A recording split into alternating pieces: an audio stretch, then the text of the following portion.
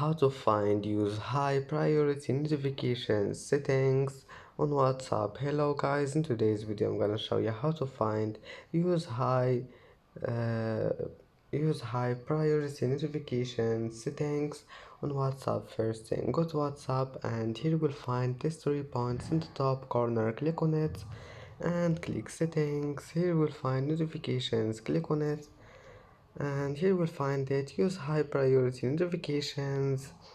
If you want to turn it off, just click on it and you can turn it on again just by one click. And now just go back, it will be saved. And that's it for today's video.